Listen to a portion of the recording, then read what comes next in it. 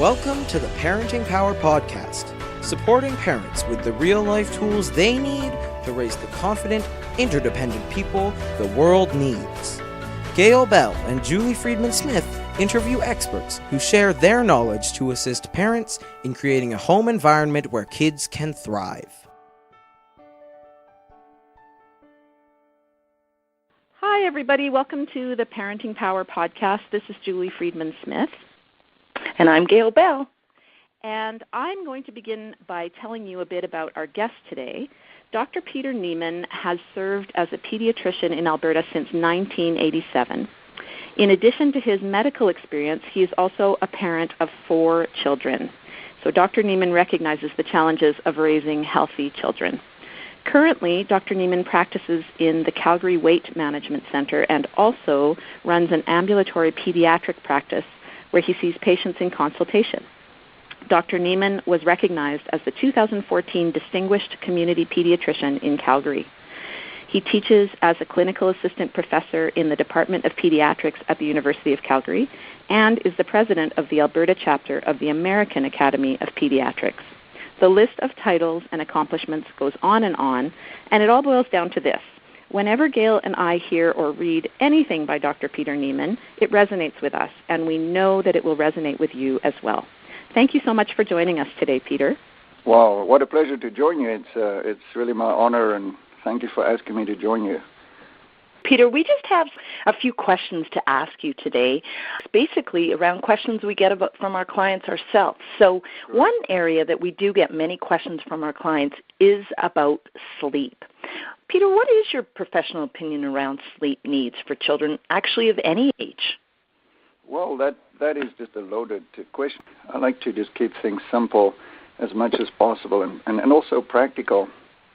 So the way I look at it is that expression, sleeping like a baby, I'm not sure where that expression came from because not all babies necessarily sleep very well. But, I think if we start looking at the beginning of a human being's life, it's kind of important to make sure that we have routines and that we have consistency. Clearly, sleep is vital. I mean, it's as important as food. The problem, of course, is that if young moms and inexperienced moms don't know what is normal, they may get worried. I'll never forget a quick story. A mom came to me once, and she was very worried her baby was sleeping too much. And, I had to keep a straight face because I felt for this lady. She was worried, and you had to honor that she was worried about something that was actually normal. So it varies a lot from a baby that sleeps all through the night to babies that wake up often. Obviously, it's always nice for folks to have resources. And there's so many books out there. Harvey Karp wrote a book, The Happiest Baby on the Block. Richard Ferber, of course, is the guru when it comes to sleep. And in his book, he explains what is normal. But I think babies need to sleep at least 14 to 15 hours in a day, and it's not all linked together. It could be intermittent. When the toddler time comes, they tend to sleep a little bit better. But again, it's kind of important to have those rituals at night. Maybe a bedtime story, a nice bath or a favorite teddy bear to cuddle with. And for some families who have a spiritual practice, obviously prayer time is important too before they go to bed, or just maybe meditation if you're not into praying. You could be, for example, going through the day and talk about what happened that was good and what you're grateful for. I'm going to skip right up to teens. That is a big problem. I see this in my practice. I think some of your clients and listeners will probably resonate with the fact that when kids get older, they really become so independent, and it really becomes a struggle to get them into bed. And electronics, of course. How can you have this conversation without talking about that ubiquitous smartphone that has to go into the room with them? And the reasons are actually quite funny. I've had some kids say that unless the phone is with them, how are they going to answer that text that comes in at 1:00 in the morning? Yes. Or the other thing is, I won't be able to wake up without the phone. Yes, that we do hear that as our number one excuse actually for children. Well, it's my alarm clock. Yes, the alarm clock, and of course they may not know about the dollar store, I guess. Yes, exactly. That's exactly what we say. Yeah. So I think overall sleep is so important for everybody. It has a ripple effect. If kids don't sleep, well, the old story, if mama is not happy, then nobody's happy, and it affects the whole family. And so I think it's first of all, it's important to know what is normal, and then secondly, don't shoot yourself in the foot with things like electronics or an inconsistent sleep pattern. I talk about jet lag, self-induced jet lag. An example would be for us to get up in the morning in Toronto, say 2 hours ahead of us. We get up their time at 7 a.m. in Toronto. It's like 5 o'clock for us, and this is exactly what happens when teenagers sleep in too long over the weekends. They cause jet lag in their own life, And by the way, a teenager's circadian rhythm is quite different from us, grown-ups and so on. They are about 2 hours behind. So if they go to school at 8 o'clock in the morning, it's really like going to school at 6 in the morning. So that's an important thing to remember. So that is great advice. Yes, I'm quite pleased to say that the high school my son goes to, they actually have a late entry, and they did it specifically around teenager sleep needs, which I just think is brilliant. That is ahead of the curve, I think, no doubt about it, because not too many schools do that, not enough schools do that. It should really be, all schools should be doing that, but, we live in a world where teachers and administrators justify why they have not done it, and they have all kinds of reasons and excuses. So statistics are telling us that kids are now competing with technology for their parents' attention. How do you advise your patients regarding technology for children and adults in a family? Well, I think it's very, very important that there be some standards, some rules, and some expectations. And unfortunately, unless you set those things early, there'll be trouble. I have to be honest with you. In my own family, I really learned the hard way, and I'm still learning. I think a wise parenting guru once said that the interesting thing with parenting is just when you think you know what it's all about, you get a curveball, and then you get surprised. Am I right? I think I heard somebody say that. Yeah, for sure. I think we definitely. We're all living it, I think. Yeah, and I thought, wow, that's just spot on. So I learned on the fly. I mean, ironically, I wrote the first paper for the Canadian Pediatric Society on children and media. But the problem is that paper that I wrote was in the 1990s, when parents only had to deal with television at that time. And then after the television came the desktop computer, which was still okay because you could put it in the kitchen. And then, of course, the laptop came, which gave much more mobility. The child could go in different rooms of the house. And now, of course, with a smartphone, it's like a blank check, basically. So it's very difficult to supervise. And, I may perhaps hear somebody say, well, have you heard of parent controls, and, all kinds of ways to monitor their media use? But I tell you, the kids are smart, and they know how to circumvent these things. So, like so many other things in life, it's what I call a heart issue. And I find kids who are really fond of the media and fond of electronics, we call them screenagers, or they totally fixated on screens. And unfortunately, you have to start early. If you start late, it's very difficult to break that. It's possible, but it's harder. And I think, to be very practical, take supper time. I met a family that have this is what I like about my job. I mean, I've done this now for 30 years. And by the way, when you mentioned all those things at the start, it sounds maybe like I did a lot in my life, but I think the bottom line is I've always enjoyed my job, and it's a privilege to work with families, to co-create with them, help them strategize what they want to do. And sometimes it's mental things, sometimes physical things. And so I learn from families, and this mom taught me that at their home they have a box, a plastic box, like, what you get when you go through security at the airport. Yes. And they put all their electronic devices in that box before supper time. Fantastic. So I thought that was really practical, because that way, there is no need to quickly just check that email or something. Now, some people put their phones on airplane mode, and then they can't access the internet too. They can't check the email, or it's just airplane mode. But still, the thing is there. And I tell you guys, I listen to a number of podcasts on this topic, and one that comes in really helpful, again, I'm trying to be practical here, is digital mindfulness.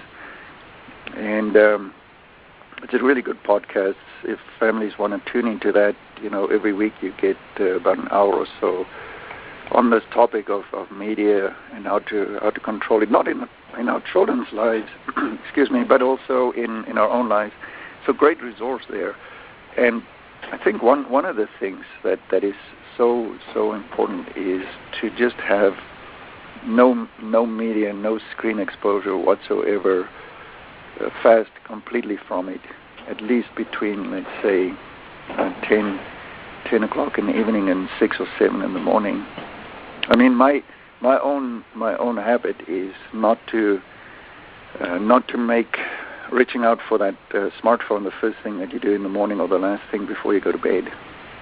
Yes, and if we start with those two things and meal times, and we can encourage parents to start there, so give parents some guidelines and support them as well. Absolutely, it's a first step, isn't it? Yeah, absolutely. And people say, you got to know where your kids go, which music they listen to, which friends they in contact with, and what shows do they watch. And people talk about shoulder surfing, but I mean, really, if you were to shoulder surf in 2017, that means you have to be basically like a parrot sitting on the shoulder of your kid. No. Very That's true. Absolutely true. And Gail and I often talk about the fact that, yes, monitoring what kids are doing is one part of it, especially when they're just starting off.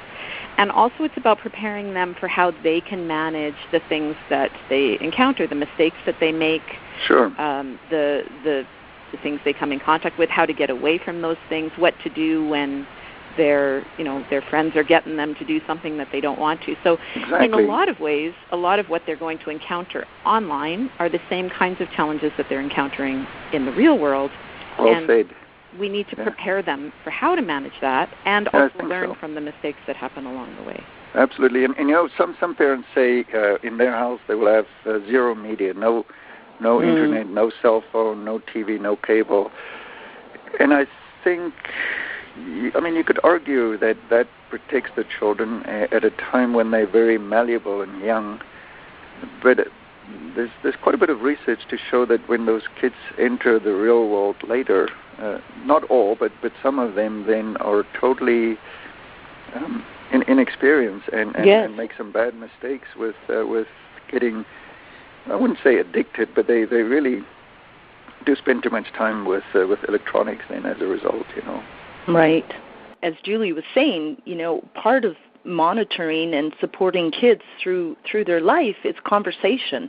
So if we can encourage parents, as you said, Peter, to make sure there's no electronics at the dinner table, that's an awesome time to talk to your children about what's going on in their life. So, which is a perfect segue to our next question. We do hear from many families concerns around mealtime. So Julie and I feel very strongly that now, of course, again, not all or nothing, not you have to be with your child at every mealtime, but we do know the research says how valuable mealtimes are. So what's your experience or views of the importance of family meals or sitting down and eating together? Very, very important. As you say, it may be like motherhood and apple pie. That's great. And you can go back and the way it used to be, like in Norman Rockwell paintings and so on. But we got to do better than that. So what does the research say? A lot of good stuff comes out of various prestigious universities. Columbia University, for example, had a study to show that families who do have that those evening meals together it's far less likely that their children will dabble or engage with drugs. Also, other studies showing that the kids just have better eating habits. They eat healthier. And then I think what we're talking about really is the whole issue of connections. Again, I'll use my own example as a parent. My kids, by the way, my daughter is 22. She got married this year. I'm very proud of her. She turned out really well. And then I have 3 boys, ages 19, 17, and 14.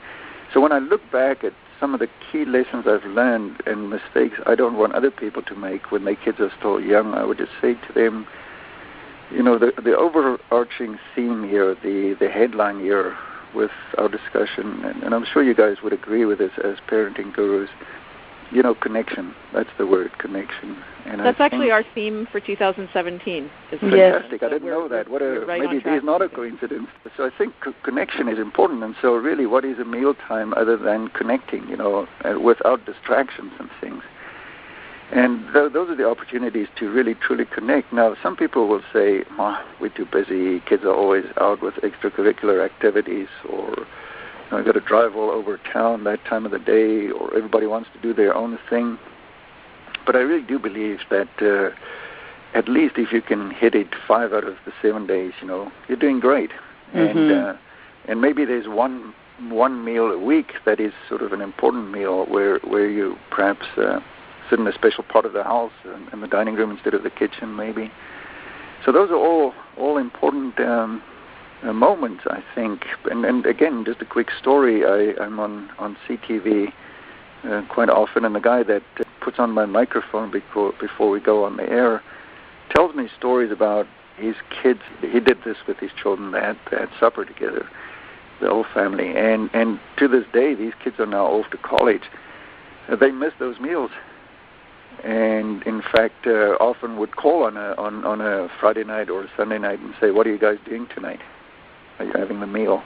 So it plants seeds in the minds of these young people, and as they get older, they hopefully have good memories of those times. Some families say that's the awful time because the kids don't want to eat. You got to beg them. Fights break out. People insult each other. Kids don't want to be there. They sulk. I mean, I'm sure you've heard that, right? Well, that's exactly what I was just going to say. As beautiful as the memories are, if we can look back over meal times that we've had together, we can really think about such joyous times. And yet, in the day-to-day of it, somebody's always in the bathroom, or somebody's had a bad day, or they're grumpy, or the kids start arguing, or. Yeah. And I think it's really important. I'm so glad you brought that up, to remember that even in the day-to-day of it not going, picture perfectly, that Norman Rockwell picture. Right.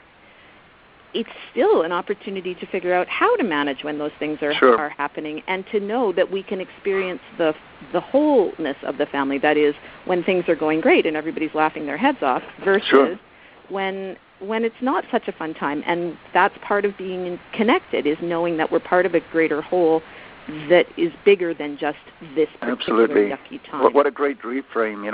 As a life coach, I always talk to my clients and my patients too about always looking for a reframe, and that's exactly what you've done in such a powerful way.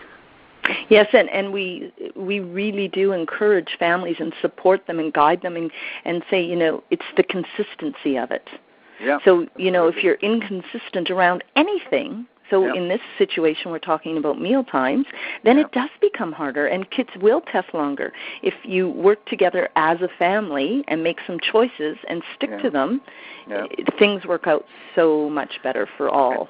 Absolutely. As you guys probably know, I do marathons, and fitness is important. I've just made that a priority. I run every day. And it's coming up for 8 years of running every day, and it's been fun. But one thing I learned from this is that the consistency is so important. And initially, it's a bit difficult. It's like blowing up a balloon. The first part is always the hardest, and then it gets easier. But then you always have to be careful not to get complacent either, because when you get complacent, it's so easy to slide away. It's like fitness, hard to get there and quick to lose, or like a tan. It takes a while to tan, but as soon as you don't see the sun, it fades. So yeah, you got to constantly be mindful. Talk about mindfulness. I really made a very interesting discovery when I was going through my library in the study.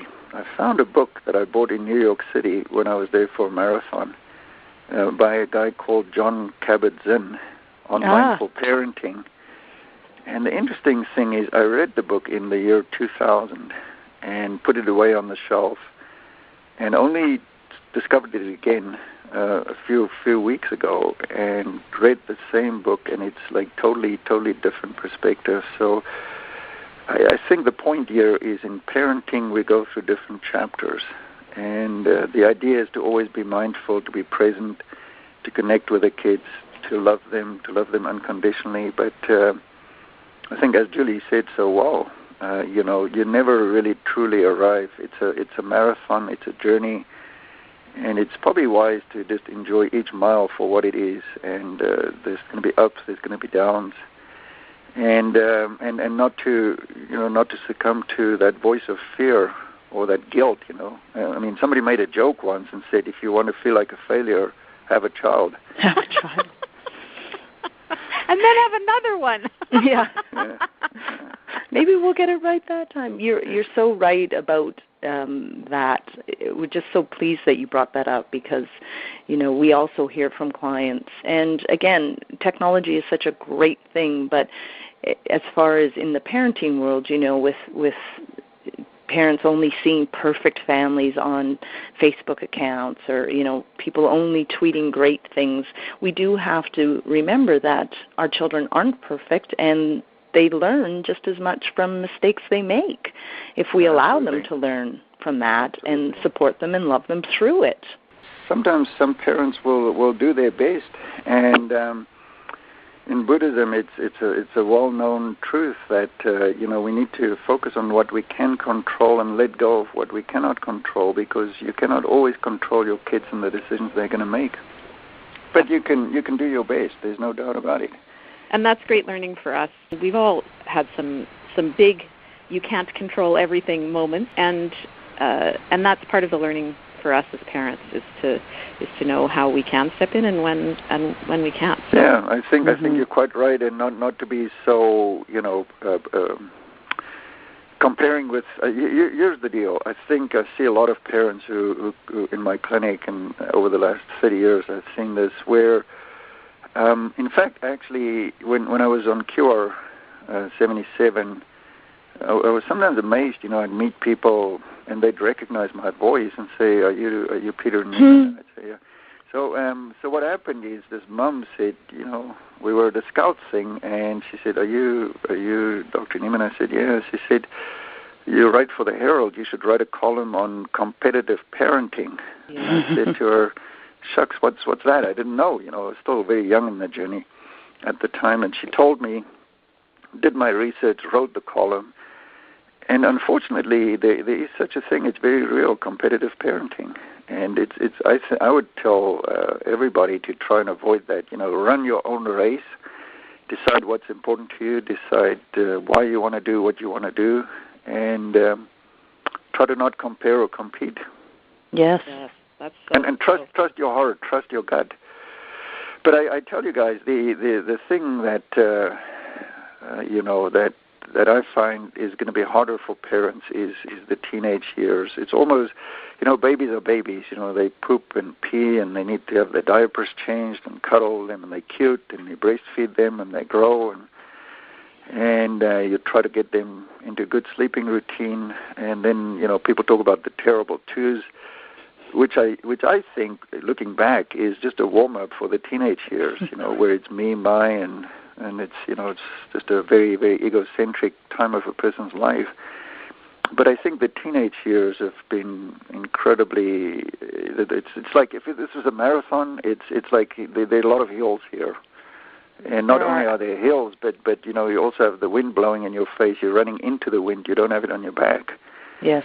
And I'm talking about, drugs and marijuana, easy access to marijuana. I'm talking about the screen situation, the digital world we live in. I'm talking about teenagers who at schools are stressed out. I see it in my office, abdominal pain, headaches because of exams, and having to do so well because, to get into university or to become a doctor or a nurse or an engineer, it's just harder. It's just flat out harder, and they're also expecting extracurricular things, so the kids are busy with non-academic stuff, and then the dating situation.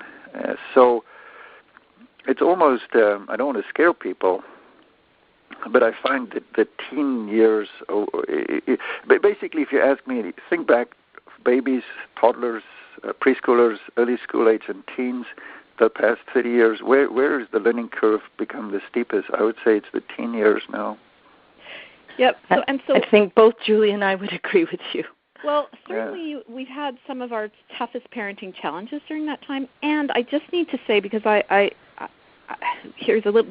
sounds competitive a little bit what we're talking about. You might be having it tough, but you wait till you get here because it's tougher here. And what I would say to that is that there are some big challenges that come.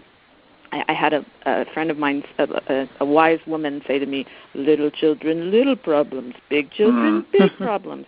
Yeah. That being said, we've also run, to follow your analogy, we've been running the marathon, and we've been picking up things along the way. So I think that we're prepared. We may not feel prepared, but all of the time that we've been learning as parents helps us to figure out, okay, how are we handling this? How have we had these struggles before, and how have we come through them? And it gives us the confidence and the ability to move through them, because I think that sometimes when you're in them, those toddler years and preschool years where you're just so involved with your kids and you can't leave them alone, it's just super overwhelming. And I would hate for somebody with a preschooler right now to be saying, what? This is easy? Because it's not. So every season, again, being a marathoner, forgive me for using analogies, but every mile out of the 26 miles look differently. So just enjoy the journey as you go along. Yeah. Yes. So the theme we're hearing, Peter, from you is be mindful, be present in the moment. Different things are going to come at us. Be present, connect with your child. Sure. All these things are so, what Julie and I believe so strongly in and try to share and support parents in. Well, you guys, by the way, are doing a great job of this. It looks to me as if you found your calling. You're in your groove, and people who listen to you and tune into what you have to share. I think I have this image that you've just equipped them with more tools. Good for you guys. Thank you. We have a question for you, Peter, about doctors, because this is one area that we always have our ideas about, but you are, of course, doing this all the time. So what tips would you have for parents about making doctor's visits go more smoothly for everybody involved? Do you have any little tools? I think it's kind of important to like anything else in life, to go to the visit a little bit prepared, So in other words, if you go to, and let's talk about just a routine checkup maybe, I think it's important that you let the doctor know that very specifically what is your question and what is it that you want to talk about. What's your most important priority? In other words, maybe it could be questions around nutrition or vaccines or the child's growth. So I think it's kind of important to go prepared. And, I'm maybe different from some of my colleagues. I don't know. I can't really say because I don't know everybody well enough. But I do actually welcome parents, using media to prepare themselves. A good podcast, a good TED Talk, a good website. This all helps them to be prepared. And the best interactions I've had was with parents who said, I heard this and this on a podcast on vaccines, or I went to this website or this YouTube talk or a TED Talk or whatever. What do you think? And so it elevates the quality of the conversation. That is an excellent tip. Thank you. Yeah, you're welcome. And then I think the other thing too is, in terms of if it's at all possible, I know it's not always possible, if one can get a grandparent, a neighbor, a nanny, or a babysitter to try and avoid a situation where, you just see the one patient, but then 3 other kids are running around constantly needing the mom's supervision, and it's distracting. And so I know it's not always practical, but if it is possible, I would encourage that, because it just dilutes the time, when the kid who's not the patient is sort of becoming the center, the star of the show instead of the patient. So undivided attention to the patient, I think, is ideal. And then I think it's very, very important to say to yourself, okay, if I leave this doctor's office, what is the most important thing that I want to get out of this visit? And was it accomplished? I think so, because many times when people switch doctors, and I ask them why, they either the doctor was in a hurry or didn't listen, and you know what? From a doctor's perspective, and I'm not trying to defend them, sometimes they do come across as being in a hurry and not being attentive, not being present, not listening.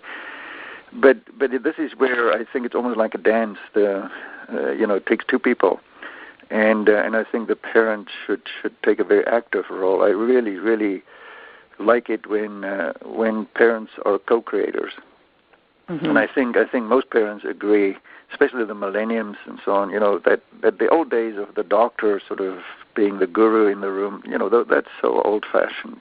That's just not going to fly. It's rather a case of co-creating, sort of like life coaching. You ask the parents, so what do you think?